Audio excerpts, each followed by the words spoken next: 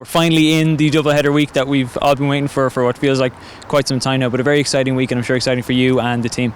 Yeah, exciting and very nervous. The nerves around selection, the nerves around announcing the squad and the team. So the girls have been training hard, and there's been a few little fumbles around training, but that's to be expected. So it's great to be in the week where we can focus and finally put on show all the stuff we've been doing over the off season. You guys have been busy. It's been interesting to see all the preparation you've been doing. It's obviously stepped up again from last year in terms of not just what you've been doing on the rugby pitch, but off it as well. Yeah, there's been so much this year again. The support from Leinster for the women's program this year has been fantastic.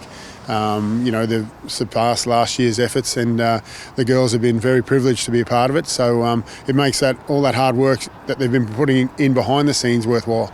And obviously that hard work's gone into the game on Saturday against Connacht, and a team that you've referred to in the past as being probably hungry for a little bit of revenge after last year's game. Yeah, I think they will be. They'd like to come here. They lost narrowly here 2 years ago, so they're no strangers to this pitch, and it certainly is not daunting for them. So they'll come here ready to play.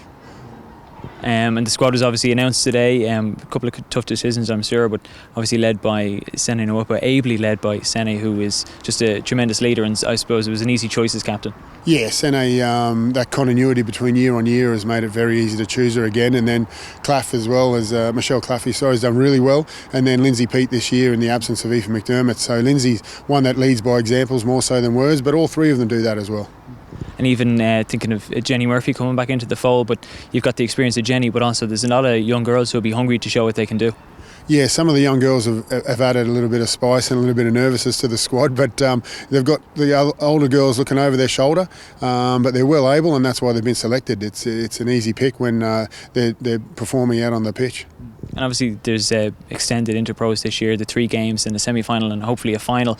Obviously for you guys that's more games, bigger squad for you, but ultimately you guys you want to retain your title.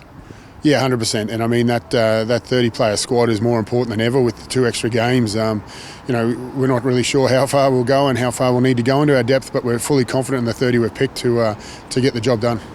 And just finally, I think just another word on Saturday, it's a great opportunity for people there's a lot of people have been talking about more support for women's sport and women's rugby, but Saturday is a great opportunity for people to actually come out and kind of play an active role in that.